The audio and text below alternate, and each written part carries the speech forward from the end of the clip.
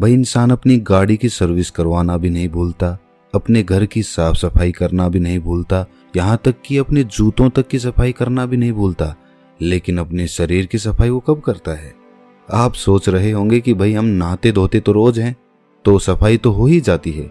मैं बाहर की सफाई की बात नहीं कर रहा, मैं भीतर की सफाई की बात कर रहा हूँ, पेट की सफाई की बात कर रहा हूँ।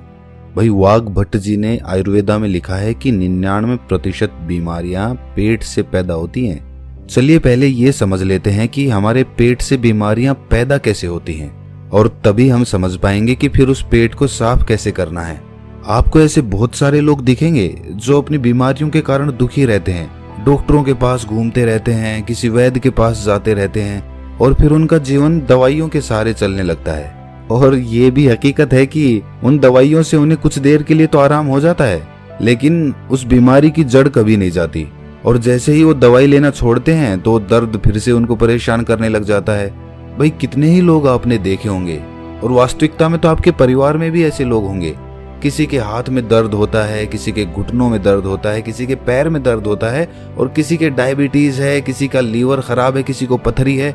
लेकिन समझने की बात यह है कि जिस तरह एक बीज से एक पेड़ बनता है, उसी तरह हमारे पेट में जमा गंदगी से ही इन सारी बीमारियों का जन्म होता है।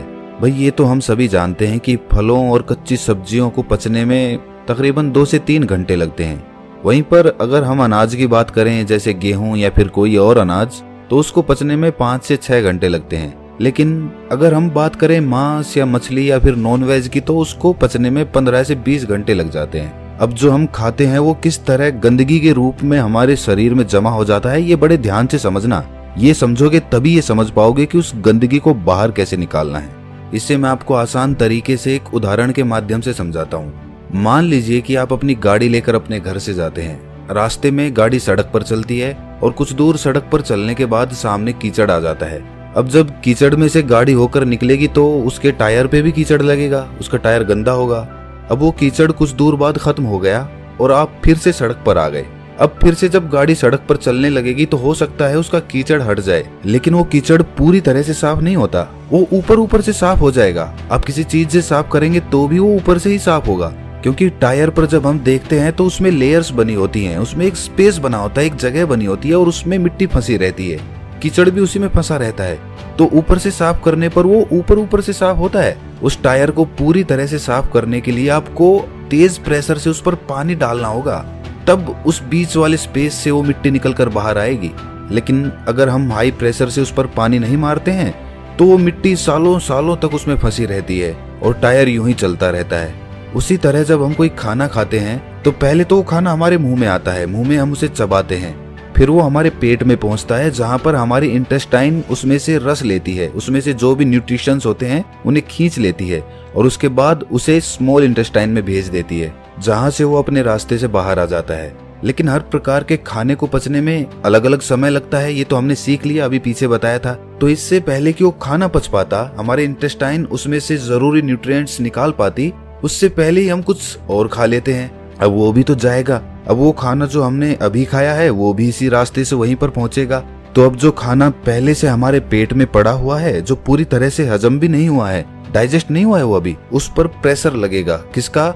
जो खाना हमने अभी खाया है उसका, क्योंकि वो भी तो उसी रास्ते से आगे जाने वाला है और आगे तो जाम लगा पड़ा है। तो ये खाना उसको धक्का मारेगा और वो पुराना खाना बिना पूरी तरह से डाइजेस्ट हुए आगे निकल जाएगा। लेकिन जब ये हाफ डाइजेस्टेड खाना बिना पूरी तरह से हजम हुए आगे बढ़ जाता है तो ये पीछे छोड़ जाता है बैक्टीरियाज के भंडार। बहुत सारे बैक्टीरियाज होते हैं जो पीछे छूट जाते हैं, और ये बैक्टीरियाज हमारे इंटेस्टाइन से, यानी कि हमारे पेट की, हमारे स्टमक की जो इनर वॉल्स होती हैं उनसे चिपक जाते हैं, चिपट जाते हैं। उसी तरह जैसे वो कीचड़ उस गाड़ी के पहिए पर लगा था, ठीक उसी प्रकार अब हमारे इंटेस्टाइन तो खाने से न्यूट्रिशंस खींचने के लिए बनी है। तो जब हमारे इंटेस्टाइन खाने से न्यूट्रिशंस खींचती है और शरीर के दूसरे अंगों में उन्हें पहुंचाती है, तो उन न्यूट्रिशंस के साथ ये बैक्टीरियाज जो पहले से ही हमारे इंटेस्टाइन से चिपके हुए थे, ये भी खून के साथ अलग अलग अंगों में पहुंच जाते हैं। जब ये बैक्टीरिया वाला खून हमारे शरीर के अलग अलग अंगों पर पहुंचता है तो अलग अलग प्रकार की बीमारी पैदा होती है। जैसे जब ये लीवर में पहुंचेगा तो वहां पर पथरी बनने के चांसेस रहेंगे। जब ये दिल के पास पहुंचेगा तो दिल का दौरा पड़ने के चांसेस रहेंगे, और जब ये मस्तिष्क में पहुंचेगा तो ये दिमाग की बीमारी पैदा कर देगा, और इसी प्रकार जहां भी ये पहुंचेगा, जोड़ों में पहुंचेगा तो जोड़ों का दर्द पैदा करेगा। तो इसीलिए समय समय पर हमें अपने पेट की सफाई करते रहना चाहिए ताकि हमारे इंटेस्टाइन में वो बैक्टीरिया जमा ना होने पाए। चलिए मैं आपसे पूछता हूँ कि घर की सफाई करने के लिए सबसे पहला स्टेप क्या होता है? भाई कॉमन सेंस की बात है कि अगर हमें अपने कमरे की सफाई करनी है तो हमें कमरे को खाली करना होगा। अगर फर्श साफ करनी है तो फर्नीचर को बाहर निकालना पड़ेगा।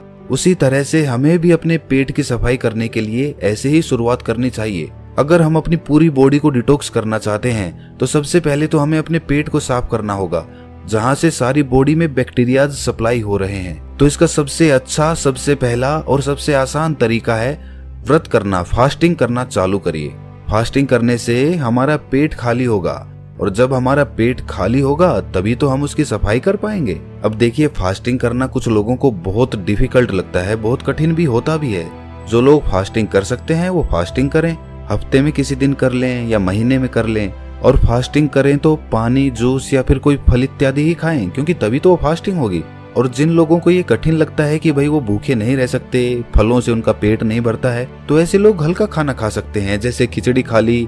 जब आप इस तरह का कोई व्रत करते हैं तो जाहिर सी बात है आपका पेट तो खाली ही रहेगा, और जब आपकी बॉडी को विटामिन या फिर न्यूट्रिएंट्स चाहिए होंगे तो वो आपके इंटेस्टाइन के पास इंफॉर्मेशन भेजेंगे कि भाई आगे न्यूट्रिशंस की जरूरत है, सप्लाई चाहिए, हमें जल्दी से दो। और इंटेस्टाइन के पास तो कुछ है ही नहीं, वो देगा क्या? तो जो बैक्टीरियाज इंटेस्टाइन पे पहले से चिपके होते हैं, खून उन्हीं को लेकर उन अंगों के पास पहुंच जाता है, और इस तरीके से वो इंटेस्टाइन यानी कि हमारे पेट की वो इनर वॉल्स साफ हो जाती हैं, उन पर से बैक्टीरिया हट जाता है। लेकिन अब वो बैक्टीरियाज हमारे खून में मौजूद हैं, तो अपने खून में से वो बैक्टीरियाज निकालने के लिए आपको पसीने निकालने चाहिए। आप जितने पसीने निकालेंगे उतना ही आपका खून डिटॉक्स होता जाएगा। जो हमारी स्किन में छोटे छोटे पोर्स होते हैं ना, जहाँ से पसीना बाहर आता है, तो उस पसीने के साथ जो हमारे खून में जो अनवांटेड मटेरियल्स होते हैं वो भी बाहर आ जाते हैं। लेकिन एक बात सच बताना, आप में से बहुत सारे लोग ना सोचते तो होंगे कि कल से हम अच्छा रूटीन बनाएंगे, डेली एक्सरसाइज करेंगे, अच्छा खाना खाएंगे और अपने शरीर का ख्याल रखेंगे। लेकिन अगली सुबह आते ही आप भूल जाते हो, फिर से वही रूटीन, फिर से लेट उठना, फिर से ऑफिस में जाना, और फिर से आकर उसी तरह से रात में लेट सोना। देखिए, इसमें गलती इंसान की नहीं होती, इंसान का रूटीन ही ऐसा हो गया है। वो कभी रात की ड्यूटी करता है तो कभी दिन की ड्यूटी करता है, तो इस तरीके से उसका कोई रूटीन फिक्स हो ही नहीं पाता, और वो अंदर ही अंदर अपने मन में निराश होता चला जाता है। भाई किस तरह से एक्सरसाइज स्टार्ट करोगे? टाइम तो मिलता ही नहीं तुम्हें, कैसे अपना ख्याल रखोगे बताओ मुझे। तो दोस्त, इसके लिए विकल्प होते हैं। अगर तुम ध्यान से सोचोगे, दिमाग लगाओगे, तो तुम्हें ऐसे तरीके मिल जाएंगे। भाई इसके लिए हमें जापान के लोगों से सीखना चाहिए। जापान के लोगों का भी शेड्यूल इसी तरह बिजी रहता है, उन्हें टाइम मिल ही नहीं पाता कि वो एक्सरसाइज करें। उस देश में भी ज्यादातर लोगों को टाइम मिल ही नहीं पाता कि वो एक्सरसाइज कर लें, इसीलिए वो अपने पास एक साइकिल रखते हैं। कहीं जाना हो इधर उधर, छोटी मोटी जगहों पे, ज्यादा दूर नहीं जाना हो, वहां पर वो अपनी साइकिल का इस्तेमाल करते हैं, वरना तो पब्लिक ट्रांसपोर्ट में या फिर खुद की कार से ट्रेवल करते हैं। ज्यादा दूर नहीं, लेकिन छोटी जगहों पे कुछ दूर जाने के लिए वहां तो हम साइकिल का इस्तेमाल कर सकते हैं।